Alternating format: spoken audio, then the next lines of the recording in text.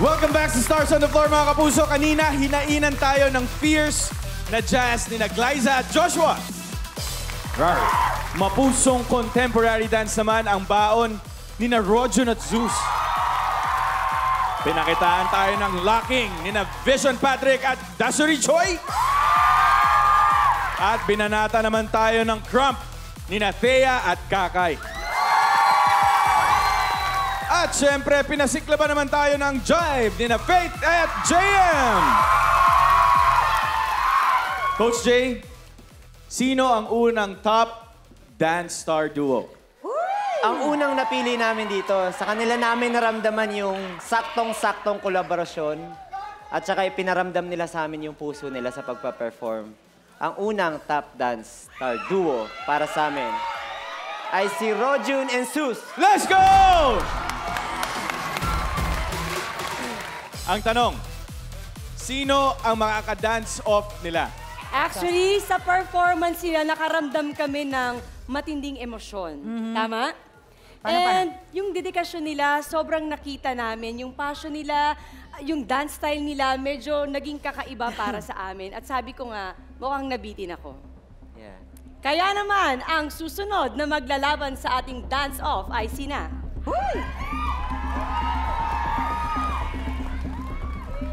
Glyza and Joshua. Mas mag-aapoy pa ang dance floor dahil maghaharap na ang dalawang pangmalakasang top dance star duos for tonight. Gusto mo nang marinig, mga kapuso, magingay para kina Rojon at Zeus! At sino naman ang gusto makakita ng dance battle moves nila Glyza and Joshua? Okay, guys. Pwesto na. And get ready to battle it out. Let the dance-off begin!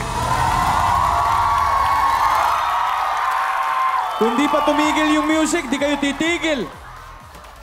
Grabe, napahataw talaga lahat dito sa studio, mga kapuso. Dahil sa husay ng ating mga dance star duos. And Dance Authority panel, eto na talaga. This is it. Yeah. Kaninong banat ang mas nanaig para sa inyo? Oh my God, ang hirap. Sa totoo Grabe lang, yan. Sa totoo lang, pareha silang palaban. Linggo-linggo, pagaling kayo ng pagaling. Aabangan ng buong bansa ang resulta ng dance-off sa pagbabalik yan ng Stars on the Floor! Dahil sa magandang collab performances nila, nakaabot sa dance-off ang top 2 dance star duos natin. Pero sino kaya sa kanila ang nakapagpataob ng kompetisyon ngayong gabi? Dance Authority, sino ang tatanghalin yung top dance star duo of the week? Hindi lang galing, hindi lang puso. Pero yung connection nila sa isa't isa ay talaga namang napaka-fluid, napaka-klaro ng mga emosyon at body language. Kaya, congratulations! Kaina? Ina, tan-tan-tan. Tan-taran. Rojon and Zeus!